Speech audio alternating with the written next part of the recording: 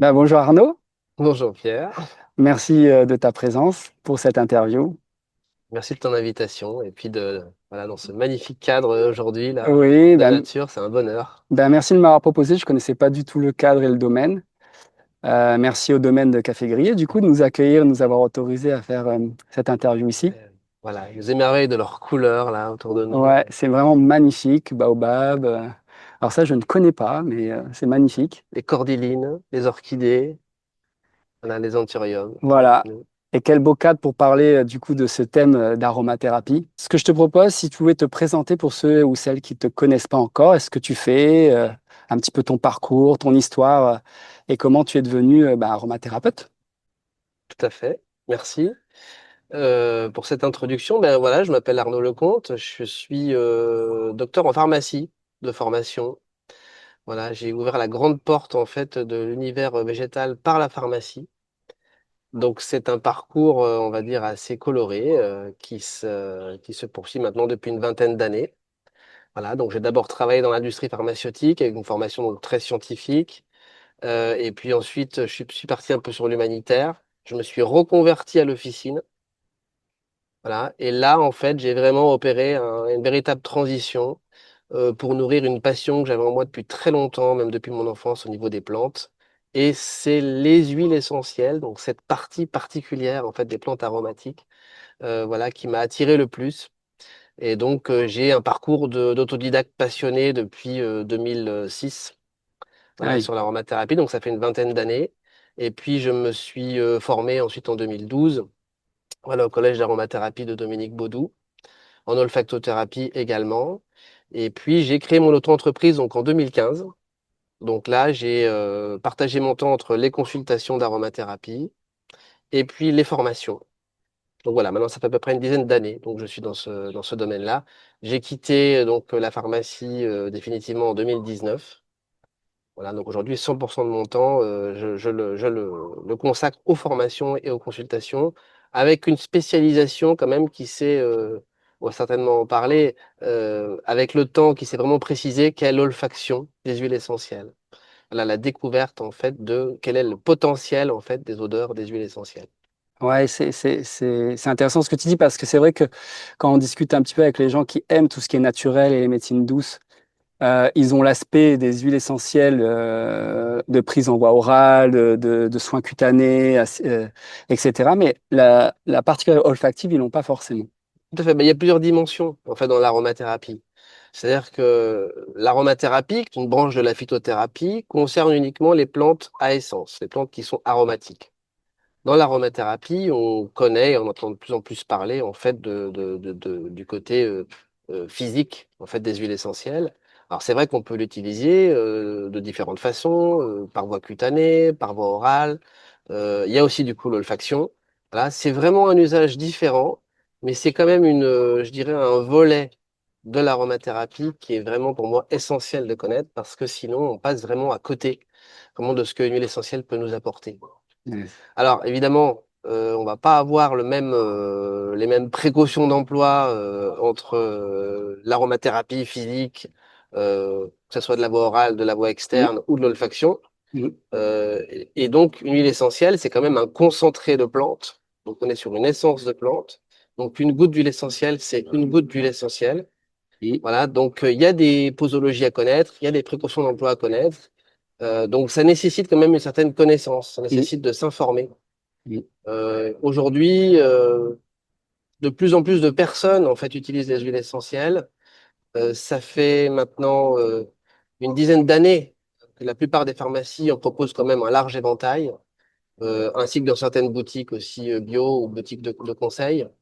L'important, c'est d'amener effectivement la connaissance pour que les personnes puissent vraiment être à même de savoir utiliser ces produits de la meilleure des façons, quoi. Bah oui, parce que c'est toujours pareil. Si on n'a pas la bonne posologie et puis la bonne indication, bah, ça peut ne pas apporter forcément les fruits ou les résultats qu'on escomptait. Tout à fait. Les huiles essentielles, en fait, sont quelque part un peu toutes différentes. Bah oui. Chaque plante va avoir son essence bien à elle. Cette essence, c'est un ensemble de molécules aromatiques, des centaines, qui créent effectivement la matrice aromatique de la plante. Et cette matrice aromatique, elle a en fait des propriétés spécifiques. mais qui seront très intéressantes sur le côté anti-infectieux, par exemple.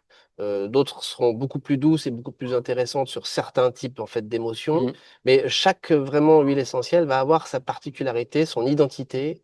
Elle est porteuse d'informations. Donc ça nécessite quand même une connaissance assez vaste Mhm. de chacune des huiles pour pouvoir les utiliser du mieux possible. Ouais, parce qu'il y a combien d'huiles essentielles aujourd'hui? Des centaines, ouais, des centaines.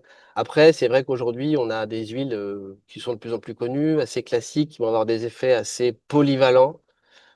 Et donc, il peut être intéressant après de se constituer une trousse familiale chez soi pour pouvoir Ouais. avoir différentes couleurs, on va dire, aromatiques, pour pouvoir les utiliser au quotidien. Alors, je reviens juste sur un terme que tu as utilisé il y a un instant. Tu parlais de plus ou moins douce. Alors, c'est une bonne question. Par exemple, à côté de nous, là, on a un cannelier. Voilà. Le Tout à fait. cannelier, Magnifique cannelier. c'était une huile essentielle, en fait, qui est très puissante sur le côté anti-infectieux. Voilà, on va vraiment l'utiliser pour les infections sérieuses. Voilà, surtout sur le problème digestif. Elle a une puissance anti-infectieuse, antiparasitaire, antivirale, antifongique, très, très, très, très prononcée. C'est une des plus puissantes qu'on puisse avoir en aromathérapie. Alors, cette huile essentielle-là, forcément, bah, il va y avoir des précautions d'emploi pour l'utiliser. Mhm. Voilà. Si on la prend effectivement par voie orale, on va avoir la nécessité de la prendre sur un support approprié. Si on la prend par voie externe, ce qui est très très peu recommandé, ou alors il va falloir utiliser une dilution très très faible. Voilà, on n'excédera pas 1 à 2% dans un mélange d'huile végétale. Parce que ça va être une huile essentielle qui peut être dermocaustique sur la peau. Oui. Dermocaustique, ça Voilà. veut dire que ça peut. Donc ça peut irriter la peau. Voilà. Donc il y a la nécessité d'avoir une dilution vraiment importante. Et puis voilà, donc ça veut dire qu'on ne peut pas vraiment la mettre comme ça pure. Il ne faudrait surtout pas la mettre pure comme ça sur la peau. Ouais. Donc c'est dans ce sens que je dis un petit peu agressive, mais en même temps, elle va avoir cette puissance anti-infectieuse qui parfois est nécessaire sur certaines infections récalcitrantes, notamment de la sphère digestive. Ok. Donc on va avoir des huiles essentielles qui peuvent être par exemple photosensibilisantes, donc il faut les Ouais. connaître. Hein, Ouais, le si c'est citron, par exemple. on met du citron sur la peau, Ouais. donc toujours dilué dans une huile végétale, ça c'est vraiment une grande règle dans l'aromathérapie. Mais si on le met sur la peau et qu'on va s'exposer au soleil, on a un risque de photosensibilisation. Ouais. Donc voilà, il va falloir respecter un certain temps avant d'aller s'exposer au Exposé au soleil. soleil. Voilà, il convient de connaître en fait Ouais, ces clairement. choses-là avant de pouvoir utiliser les huiles essentielles. Clairement. Le domaine de l'olfaction est différent parce qu'on va pas avoir les mêmes précautions d'emploi, bien qu'il y en ait en fait aussi. Ah ouais. On ne peut pas toujours respirer toutes les huiles et pas à n'importe qui.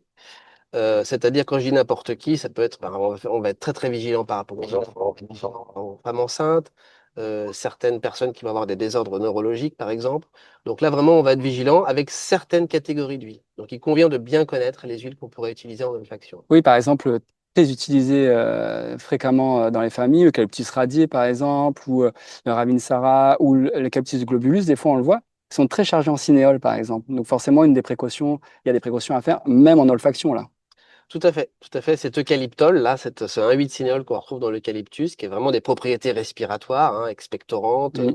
voilà, qui vont calmer aussi au niveau de la problématique de toux, peut avoir un effet assez asséchant. Donc, en fait, on va avoir sur des terrains respiratoires chargés, avec de l'humidité, un gros rhume, voilà. Donc là, ça va avoir un effet vraiment très, très intéressant. En revanche, bah, sur un terrain respiratoire fragilisé, type asthme, par exemple, voilà, il est préférable de s'abstenir pour ces Mm. personnes-là, avec ce type d'huile essentielle-là. Ok. Parce qu'effectivement, il peut y avoir un côté qui peut être relativement irritant aussi au niveau de la respiration. Ouais, ce qui est intéressant quand on a justement quand on a la bonne connaissance de toutes ces huiles, c'est que tu vas pouvoir aussi proposer un effet contournant. Ça veut dire qu'on va peut-être pas utiliser celui-là, mais pour avoir un effet quand même, on va pouvoir peut-être utiliser quelque chose de plus doux, de plus, comme tu Exactement. disais, de plus doux, quoi. Voilà, je conseillerais toujours en général aux personnes d'éviter vraiment l'automédication sur Internet. Parce que voilà, moi j'ai constaté vraiment en observant un petit peu les sites, il n'y a pas la connaissance, il y a des sites qui se copient les uns sur les autres. Il faut vraiment connaître les bonnes sources. On peut y aller sur Internet, mais il faut connaître les bonnes sources. Il y a les ouvrages, bien sûr, c'est important, les ouvrages, et puis il y a les formations. Voilà, donc ça, c'est ce à quoi je m'emploie aussi pour qu'on puisse utiliser les huiles essentielles le mieux possible. Arnaud, est-ce que du coup, tu te souviens de ton parcours à quel moment tu as compris vraiment que l'aromathérapie allait changer ta vie, t'emmener sur ce chemin thérapeutique et d'accompagnement? Alors effectivement, je pense que les premiers contacts que j'ai eus qui m'ont vraiment touché, mais peut-être même sans que je m'en rende encore vraiment compte, c'était les odeurs, les parfums. Mm. Ça remonte à loin, ça remonte à mon enfance. Je me souviens d'un voyage au Sri Lanka où j'avais perçu ces odeurs d'huile à la muscade, à la cannelle, que j'avais trouvé absolument extraordinaire. Ça m'avait saisi, mais à ce moment-là, je n'étais pas encore du tout conscient que c'est quelque chose qui m'emmènerait plus loin que ça. Euh, J'en parlais dernièrement en fait avec mes enfants qui font là actuellement leur stage en troisième. Et j'ai fait mon stage moi à l'époque chez un fleuriste. Voilà. Et même encore à cette époque, voilà, j'étais encore très sensible aux parfums. J'adorais aller dans l'endroit où on confectionnait les bouquets. J'étais bercé par déjà ces parfums-là. Et là, j'avais pas encore vraiment conscience que j'allais m'orienter dans cette voie-là. Et puis, il y a vraiment eu une expérience marquante qui a été ma mission humanitaire en Indonésie. Alors là, qui m'a complètement réouvert en fait à une autre vision de la thérapie, une autre vision du monde. Je sortais de mes années d'études scientifiques. Voilà, j'avais une façon de voir la façon de soigner à travers le médicament. Et puis là, je découvre en fait des personnes qui ont une approche très holistique de l'humain. Moi-même, en fait, j'ai été guéri plusieurs fois par des guérisseurs indonésiens. Les massages des huiles qu'ils utilisaient, les odeurs que comportaient en fait ces huiles de massage m'ont quelque part fasciné. Et juste après le retour de cette mission humanitaire, j'ai acquis ma première huile essentielle. Donc je me souviens à l'époque, c'était le ylang ylang. Voilà, donc c'est lui qui m'a ouvert la porte de l'aromathérapie. Et finalement, ben voilà, avec une huile essentielle qui a quand même des propriétés psycho-émotionnelles qui sont beaucoup dans l'ouverture, dans lâcher le contrôle, se faire confiance, se laisser porter aussi vraiment par les impulsions intérieures du cœur, de l'âme même, de la voie dans laquelle en fait on va. Et c'est voilà, c'est suivre en fait un courant léger comme ça qui nous emmène et qui nous ouvre dans cette voie-là. Le ylang-ylang, c'était vraiment la plante parfaite. D'ailleurs, c'est une Mm. plante de transition qui accompagne dans les passages. Donc, c'était mon passage aromatique d'entrée dans les huiles essentielles à ce moment-là. Alors, c'est intéressant parce que là, dans ton parcours, tu t'es connecté tout de suite à ce que ça pouvait apporter. Tu as dit chemin de l'âme, le passage. Alors, c'est très alchimique, hein, ces termes-là. Mais du coup, ce qui est intéressant, c'est comment tu décrirais du coup la relation qui se crée entre l'huile essentielle et du coup le corps humain. Alors, on va avoir différents types d'interactions. Si effectivement, on a l'interaction concrète, physique, euh, voie externe, sur la peau, voie orale, on avale l'huile essentielle, on va pas avoir en fait la même portée sur le corps humain, bien qu'on va agir très clairement et concrètement en fait sur la structure physiologique du corps. À travers l'odeur, on a quelque chose de beaucoup plus subtil. On touche à travers l'odorat notre cerveau limbique, donc notre cerveau émotionnel. Et donc, automatiquement, on va avoir plein de sécrétions qui vont se passer en fait au niveau de notre cerveau, dans notre corps, des neuromédiateurs, des messagers nerveux, qui vont influencer en fait, notre état physiologique. Donc, la respiration d'une huile essentielle, c'est stimuler des millions de récepteurs qui se trouvent en fait au niveau de notre bulbe olfactif et recevoir en fait une réaction au niveau du corps. Alors, cette réaction, comment est-ce qu'elle fonctionne? Bien, ces neuromédiateurs, ils vont avoir une action physiologique, vraiment. Mm. Et puis, il y a aussi le système de fascia, qui est très intéressant. Mm. Le Hein, tissu, ouais, le tissu du corps, ouais. tout ce qui est fascia, on sait aujourd'hui, maintenant ça y est, leur existence est prouvée. Ouais. Et on sait aujourd'hui que dans ces tissus-là, eh bien, on a aussi beaucoup l'aspect émotionnel qui peut être amené à se stocker, qui peut amener du coup derrière des tensions, des douleurs. Et en tout cas, les émotions, les sensations qu'on peut ressentir, en fait, sont des mouvements à l'intérieur du corps. Ces mouvements, c'est l'expression de notre corps face, en fait, à une Mm. réaction. L'émotion, en fait, en tout cas, se vit à travers la sensation et à Mm. travers le mouvement. Donc, dans l'interaction de l'olfaction, eh bien, ça va générer des mouvements, en fait, à l'intérieur de nous. Mm. Des mouvements de différentes natures. Ça peut être des mouvements physiques, Mm. donc ça peut être du chaud, du froid, des frissons, un relâchement, une ouverture. Et en même temps, on va aussi avoir des réactions au niveau émotionnel et mental. La façon de vivre nos émotions ben, peut faire qu'à un moment donné, ben, voilà, l'émotion se libère, voilà, et elle s'exprime. Ça peut être aussi simplement un éclaircissement au niveau du mental, un rythme de pensée qui change. Et puis, ça va être des réactions, après, concrètes, qui peuvent être tout à fait conscientes, de souvenirs qui vont, par exemple, s'activer. On touche le Mm. cerveau émotionnel, limbique, Oui. hein, donc c'est C'est le notre souvenir et histoire. l'émotion. Et on a associé les odeurs, en fait, à notre histoire. On a notre propre bibliothèque olfactive. Et donc, c'est des souvenirs de notre enfance. Parfois un surgissement, en fait, de situations Mm. inattendues. Et elles arrivent, elles surgissent à l'intérieur de nous. On ne comprend pas trop pourquoi. L'huile essentielle, elle arrive vraiment comme un activateur, comme un révélateur. Mm. Et donc, soit pour demander à ce que une sensation, une émotion, un blocage se mette en mouvement à l'intérieur de nous Ouais. pour qu'il se libère, et puis peut-être pour qu'il y ait une prise de conscience aussi, Mm. soit tout simplement révéler aussi un potentiel, une ressource qu'elle a à l'intérieur de nous, enfouie, Mm. voilà, qu'on avait peut-être oublié, puis d'un seul coup, là, ça surgit, et notre corps, en tout cas, s'exprime. Mm. Et l'odorat est une porte, mais j'ai envie de dire, tout le sensoriel va fonctionner, quoi. Ouais. Voilà. Après, parfois, les personnes vont respirer une odeur et puis elles vont avoir un goût dans la bouche. Mm. Parfois, elles vont, même au niveau du toucher, on peut sentir des sensations différentes. On peut avoir nos sens, en fait, vraiment s'activent. Donc, ça permet une expression qui va beaucoup plus loin que notre simple système conscient, Mm. puisque notre corps est avant tout piloté par notre inconscient. Ah oui. Voilà. Nous ne sommes pas conscients de 99% des choses qui se passent dans notre corps, en fait, à chaque instant. Mm. C'est ça qui est intéressant, parce que c'est vrai que le corps, finalement, c'est un outil formidable et il nous permet justement d'aller se connecter à soi-même. Et donc, tu là, c'est ce que tu expliques, c'est un pont entre ces deux mondes-là. C'est-à-dire que l'inconscient et le conscient, finalement. Alors moi, j'ai eu la chance de venir te voir en cabinet, d'avoir en formation. Et tu as une manière quand même, tu as une manière qui est, tu dirais, propre à toi, ou c'est une manière de faire, la manière dont tu abordes cette séance d'aromathérapie? Parce que moi, quand je l'ai vécu avec toi, j'ai eu l'impression que l'huile, tu avais dit, bah, l'huile nous choisit d'une certaine manière. Est-ce que tu peux juste aborder un petit peu ce mécanisme qui Mhm. se passe lorsqu'on choisit une huile et que Ouais. finalement, bah, il y a cette interaction dont tu expliques qui nous remet en mouvement, mais souvent, c'est juste en fait, c'est vraiment ce qui est en train de se passer chez nous, dans notre vie, ou ce qui est en train de se passer au niveau du corps. Si tu pourrais expliquer un peu ce mécanisme-là. Bien sûr. Alors, l'aspect de la consultation, qui est un sujet extrêmement vaste, en fait, nous parle avant tout de rencontres, au pluriel. Il y a un thérapeute accompagnant qu'elle a qui reçoit un patient qui vient le voir. Donc déjà, c'est une rencontre.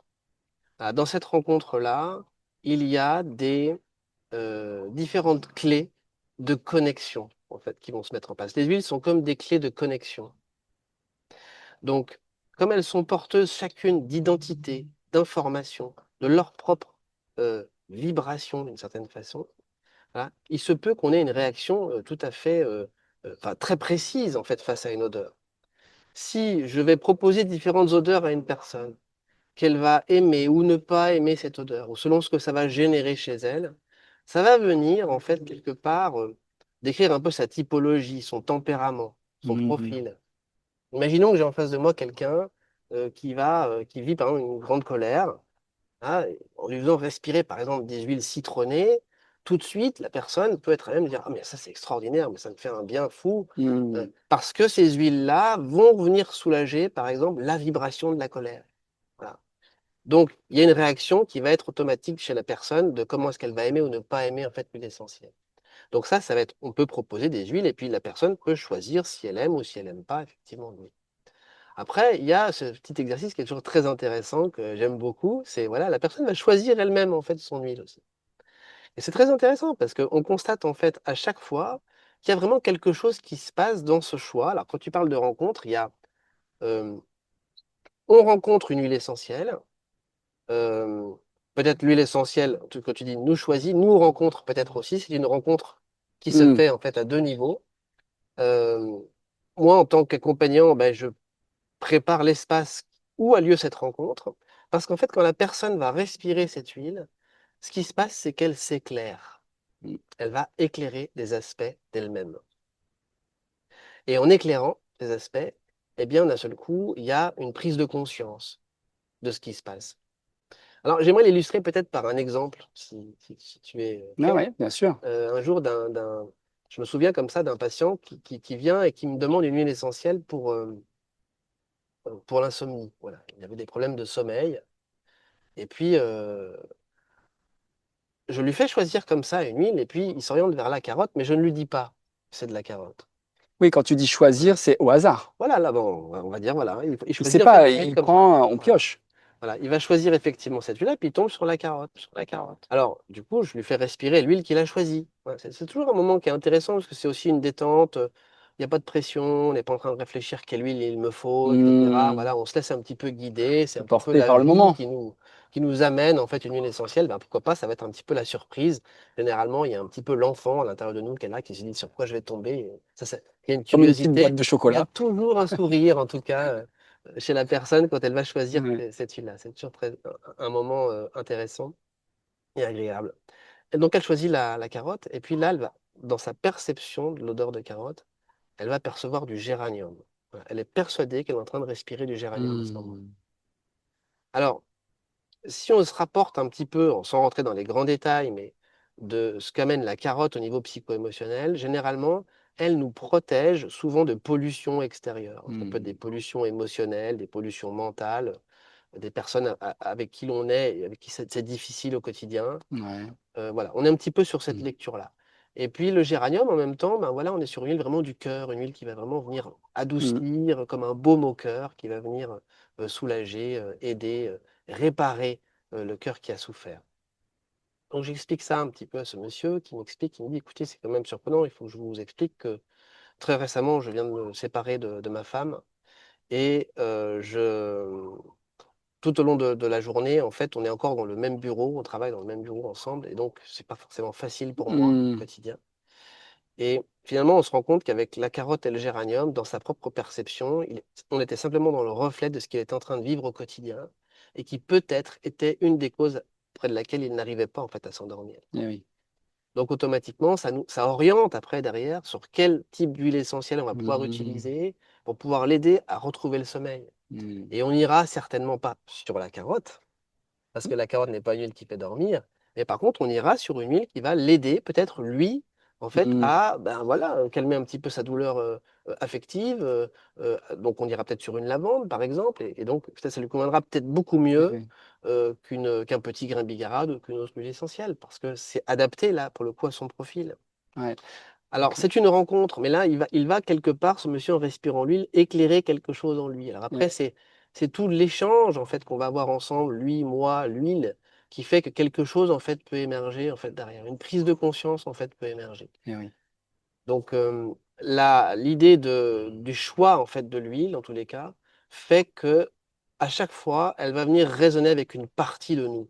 Hmm, Et si on a des émotions particulières à ce moment-là, eh bien, il se peut que l'huile essentielle vienne révéler ce qui se passe. Ah tiens, je respire cette odeur. Ah bah ça me rappelle quand je me suis disputé la semaine dernière, ou ça me rappelle quand j'ai été triste. Tout de suite, on est vraiment renvoyé en fait à une situation précise. Et souvent, dans ces situations précises, eh bien, on a des nœuds émotionnels qui sont là, que l'on porte en fait au quotidien, hmm. et que l'huile essentielle permet de libérer.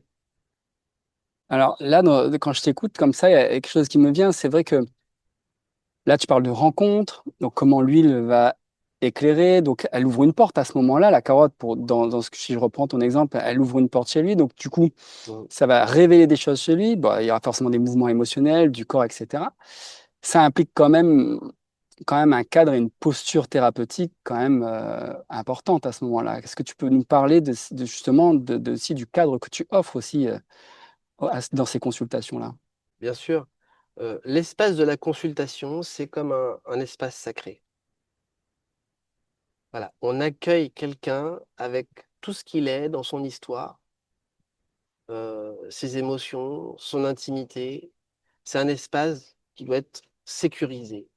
C'est un espace, en fait, où l'autre peut se déposer sans se sentir jugé, sans qu'on soit là pour lui donner des leçons. Hmm, Voilà, simplement que la personne puisse se sentir écoutée, qu'elle puisse s'exprimer hmm, et en même temps qu'elle puisse vivre librement son expérience d'olfaction. C'est pas forcément évident de vivre une olfaction comme hmm, ça. Souvent, au début, quand on n'a pas l'habitude, on respire l'huile essentielle et puis on a tendance à garder les yeux ouverts.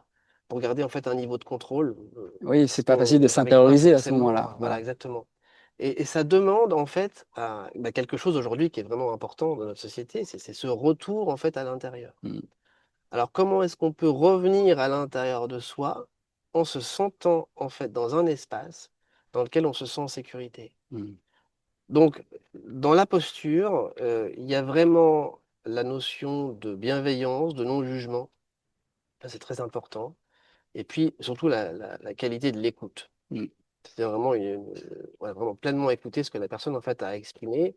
Parfois, le thérapeute, il peut avoir des idées, il peut avoir euh, mm, des, des analyses à faire, etc. Voilà. Parfois, il faut savoir ne pas forcément le faire. Il faut savoir mm, forcément ne pas aller jusque-là. mm, Savoir simplement laisser l'espace, laisser vraiment la personne aller là où elle souhaite. Le thérapeute se place un petit peu comme un facilitateur, mm, un accompagnant facilitateur dans la rencontre de l'autre avec lui-même mm. et aussi quelque part comme un témoin. Yes. Et ce témoin, voilà, ce rôle de témoin, moi, que j'aime beaucoup vraiment dans l'échange en fait avec le patient, le témoin, c'est celui qui observe quelque Mm. part, par sa présence aussi, il va apporter une alchimie, un mouvement, une homéostasie dans la façon dont il va réagir, ou pas. Et ce qui fait que quelque chose se passe en fait chez la personne qui vit l'expérience, mais sans pour autant que ce soit euh, des directives qui soient Oui, données. c'est pas induit. Voilà, voilà.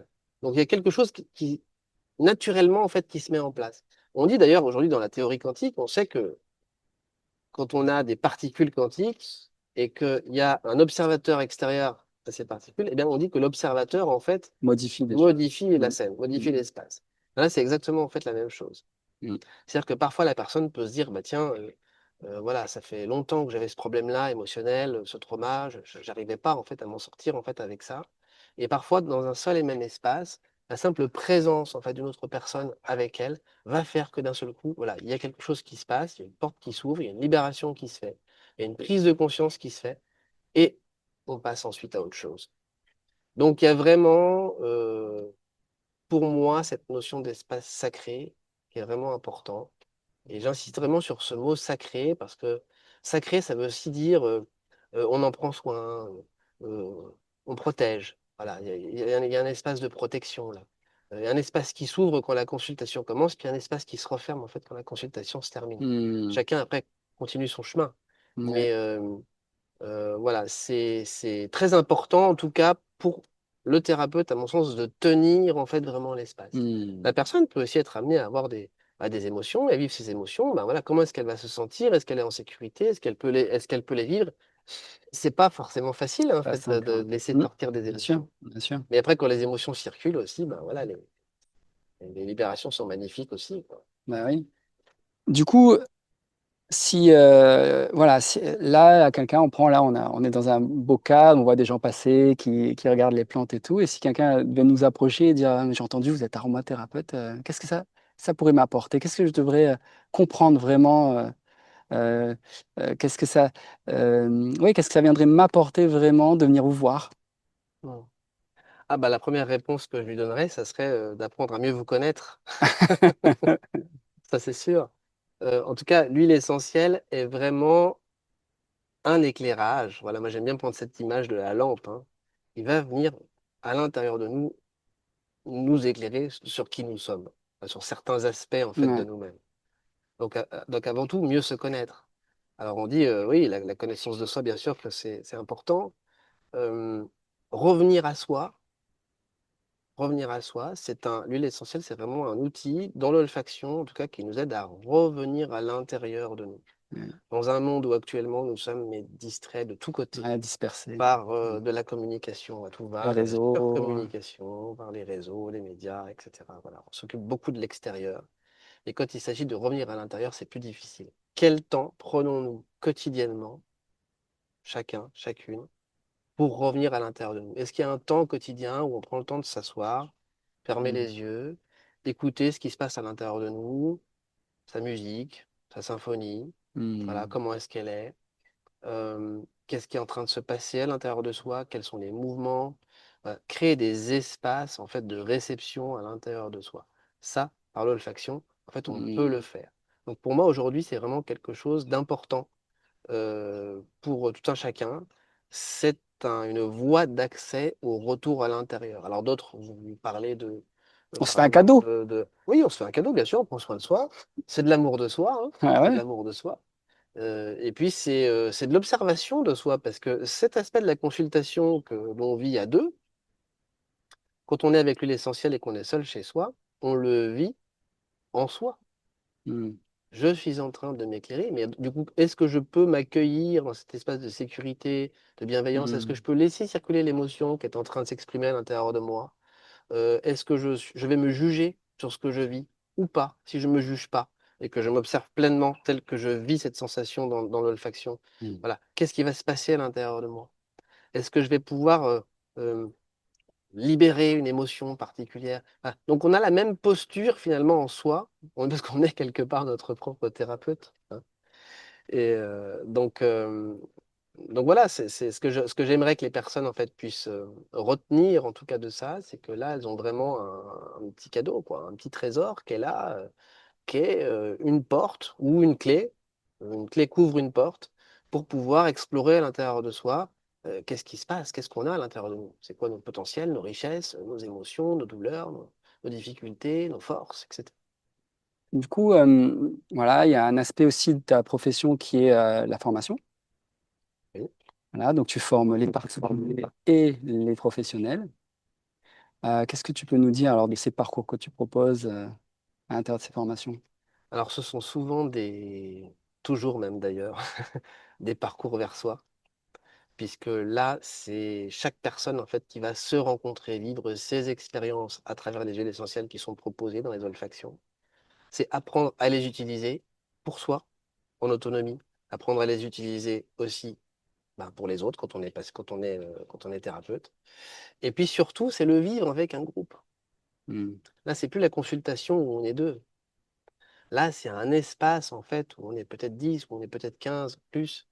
Donc là, les réactions de chacun face à une huile essentielle vont résonner les unes avec les autres. Des personnes vont se reconnaître dans des points communs qu'elles vont avoir. Hmm. On va s'émerveiller ensemble de se dire, mais je respire une huile essentielle, on respire une même huile, on a des expériences similaires, on a des souvenirs similaires. Comment ça marche? Donc on va s'émerveiller aussi de tous ces moments-là. Et puis surtout, ça va être un grand, grand partage là. On va partager plein de clés différentes. Hmm. Et les libérations, les guérisons de certaines personnes vont aussi, bien sûr, nourrir celles des autres. Donc, on est gagnant sur tous les plans parce qu'on repart riche à la fois de ce qui a été, j'espère, transmis, en tout cas à travers de la connaissance de l'utilisation de l'huile, mais Hmm. aussi de tous les partages des autres personnes qui sont venues enrichir en fait tout ça. Et c'est très intéressant parce que sur une même formation, une même thématique, avec des groupes différents, on va avoir en fait des contenus qui vont évoluer, qui vont être différents. Moi-même aussi, je vais m'adapter naturellement en fait à chaque groupe. Et chaque groupe a son identité, voilà, et puisque Ouais. chaque personne est différente, les groupes sont aussi différents, quoi. Ouais. Donc c'est très très riche, quoi. C'est très très riche à tout point de vue. J'ai envie de te poser une des dernières questions là, parce que même si c'était pas prévu, mais je vais le faire quand même. Euh, Comment c'est accueilli du monde médical quand même, cette approche que tu as qui vient allier ben, le vibratoire, les fréquences, du coup, quelque chose qui est peut-être invisible, qu'on palpe pas hein, dans le concret comme ça. Bien sûr, Comment c'est accueilli et comment ils arrivent à se connecter ben, en fait, ça existe en fait et c'est vrai en fait ce qui est en train de se passer là. bien sûr. Alors, moi, ce que j'ai à cœur, en fait, de transmettre, c'est une réconciliation entre la science et la spiritualité. Hmm. Et c'est surtout, aujourd'hui, il est important qu'on définisse bien la spiritualité. Hmm. Ouais, parce que la spiritualité, aujourd'hui, voilà, c'est la porte ouverte à Les toutes définitions, les ouais, définitions, les dérives. On ne sait les pas vraiment dogmes, ce que c'est de l'invisible, c'est de c'est l'impalpable, mystique, c'est des croyances, ouais, etc. Bon, bien sûr. en fait, la spiritualité, c'est le cœur du quotidien, quoi. C'est ma relation, en tout cas pour moi, c'est vraiment la relation que je vais avoir avec le vivant, que je vais avoir avec la vie, Hmm. que je vais avoir sur ce que je vois, ce que je vais avoir sur ce que je perçois et tout ce que je ne vois pas aussi. Parce que c'est pas parce que c'est invisible que ça n'existe pas. Hmm. Voilà. Ouais. Ça, c'est un des grands principes. Ce qui est intéressant, c'est de comprendre la mécanique, le fonctionnement scientifique vraiment de ce qui se passe avec une huile essentielle. Aujourd'hui, il y a plein d'études qui sont faites sur le côté physique, biochimique, et aussi au niveau psycho-émotionnel. Il y a vraiment des études qui sont faites au niveau des odeurs et des potentiels en fait de l'odorat, à plein de niveaux. Donc, il y a vraiment quelque chose qui se passe au niveau de la physiologie. Et en même temps, il y a quelque chose de beaucoup plus subtil, de beaucoup plus vibratoire, qui est encore de l'ordre de l'impalpable. Qu'est-ce qui fait que quand je respire telle huile, ça m'envoie vers tel souvenir? Pourquoi? Qu'est-ce qui se passe? Tiens, ça réveille une émotion. Comment ça marche? Ça fait des ponts. Aujourd'hui, on parle de plus en plus de bien-être. On s'ouvre de plus en plus en fait au monde émotionnel. Et il faut savoir que pendant très très longtemps, voilà, on a beaucoup séparé en fait cette émotion, l'émotion, le mental et le subtil, en fait, de ce qu'on vit dans le quotidien très, très concret avec une surreprésentation, en fait, de l'aspect mental et de la pensée. Ce fameux «je pense donc je suis» nous réduit juste à être des êtres qui pensent. Ouais. Et alors qu'en réalité, nous sommes vraiment des êtres qui ressentent, nous sommes des êtres Mm. d'émotion, c'est ce qui fait que nous sommes vraiment en vie. Mm. Et donc, c'est créer tous ces ponts, voilà, entre le mental, entre l'émotionnel, et donc on avance dans l'approche énergétique. Il y a encore 10 ans, on parlait d'énergétique, ça y est, on était fou de ce monde. Un farfelu. Aujourd'hui, on parle d'énergie, ça commence à être un petit peu plus clair. Hein, on commence à parler de vibration. Oh là là, je parle de vibration. Qu'est-ce que c'est que cette histoire de vibration? Euh, c'est en 1926, hein, Louis de Broglie, prix Nobel, hein, la matière est un corpuscule. Donc, soit elle est corpusculaire, soit elle est ondulatoire. Hein. Ouais. Donc, on a des ondes, Quand on a une émotion, on dégage quelque chose. Ouais. Quelqu'un qui est en colère ou quelqu'un qui est Il y a une joyeux fréquence. ne va pas dégager en fait la même Ah chose. ouais. Hein. Donc, il y a vraiment quelque chose d'impalpable qui se place là. Quand quelqu'un a une émotion forte, qu'elle est en train de la vivre, ça dégage beaucoup d'énergie, justement. Ouais. On le ressent aussi, Mm. soi. Oui, quand on rentre dans une pièce, tout le monde a ressenti l'atmosphère d'une pièce, par Bien exemple. sûr, complètement. Donc là, l'huile essentielle, en fait, la vibration de l'huile essentielle, elle vient vraiment, comment dire, euh, elle va au-delà de la limite même, en fait, du corps. Voilà. Et quand une personne, d'un seul coup, se libère d'une émotion, voilà, on sent tout de suite que quelque chose est passé, que bon, il y a eu des sensations concrètes. Tout ça, c'est très scientifique, en fait. Il y Mm. a vraiment des réactions qui se passent concrètes, Mm. vraiment dans le Ouais. corps. Et après, il y a quelque chose qui se dégage de la personne qui est différent. Mm. Voilà. Un aspect plus vibratoire. Ouais. Voilà. Une Donc, fréquence qui donc change. ce qui m'intéresse, moi, c'est de faire le pont, justement, entre cet aspect vibratoire et cet aspect scientifique.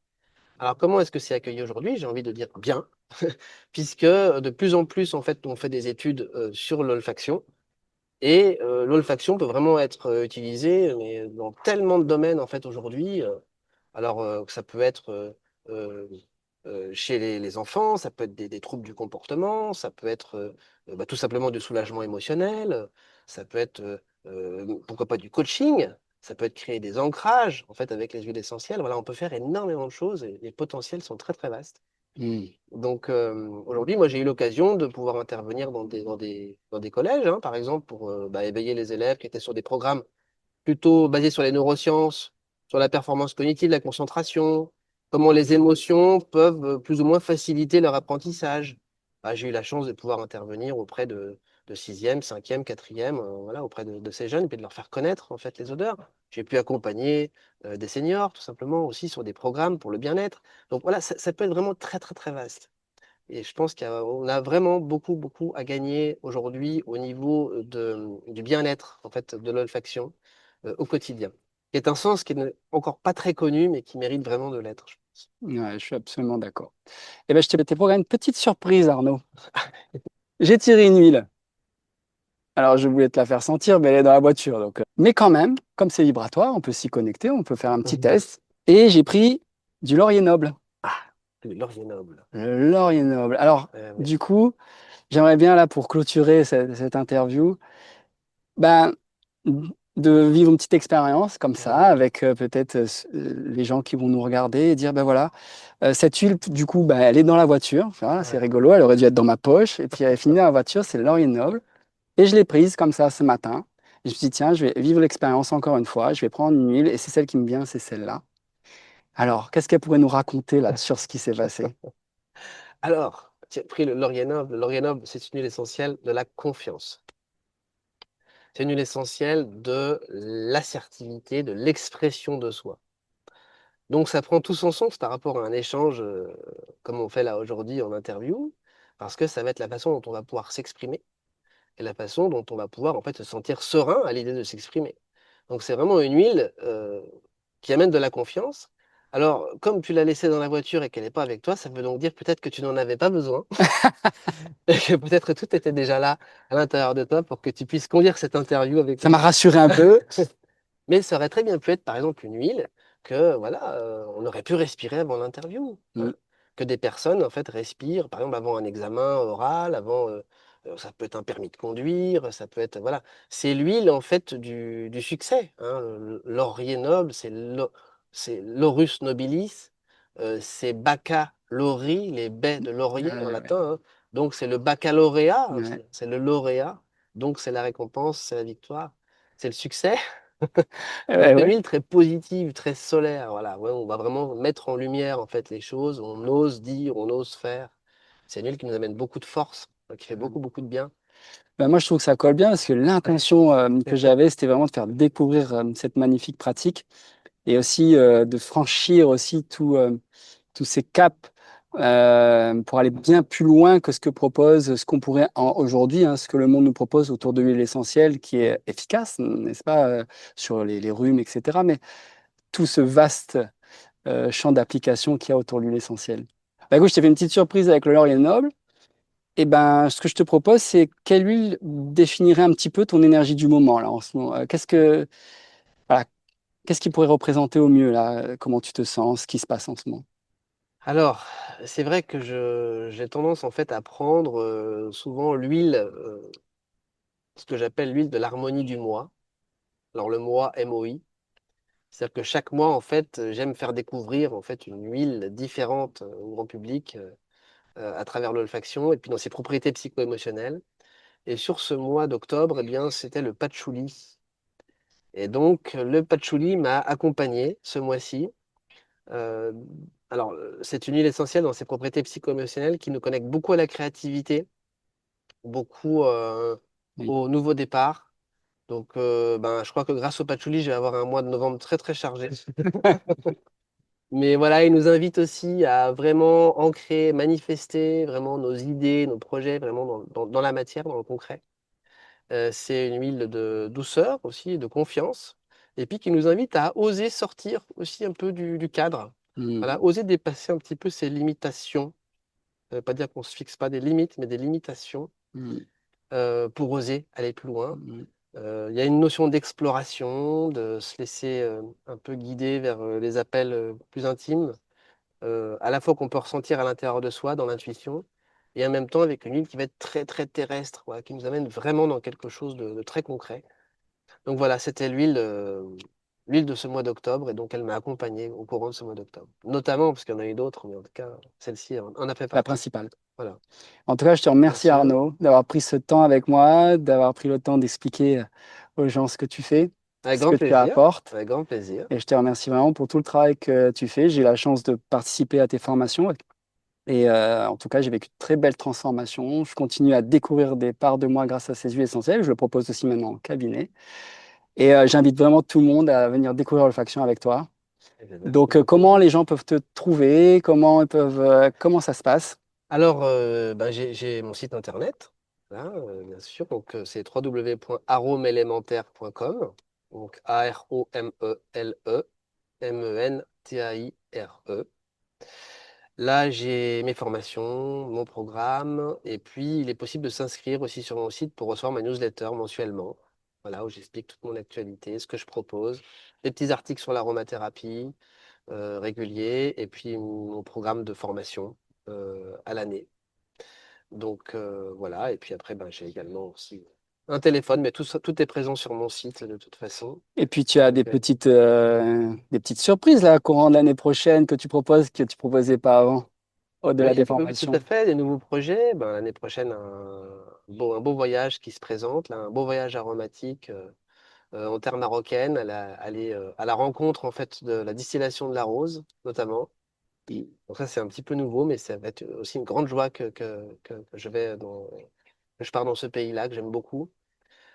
Et puis après, ben voilà, j'aime aussi pouvoir me déplacer sur la France, sur la Suisse pour d'autres formations. Donc voilà, c'est toujours une grande joie. Tout le monde peut s'inscrire? Ah ben bien sûr, c'est ouvert au grand public, à tout le Formation, monde. voyage, tout le monde peut s'inscrire. Voilà. Ok, ben, c'est important de le savoir. Ben, encore merci Arnaud, j'étais très content d'avoir fait cette interview avec toi. Et puis au plaisir pour de nouvelles aventures. Pour de nouvelles aventures aromatiques, Ben oui, avec grand plaisir, Pierre. Merci beaucoup. merci Arnaud, merci beaucoup.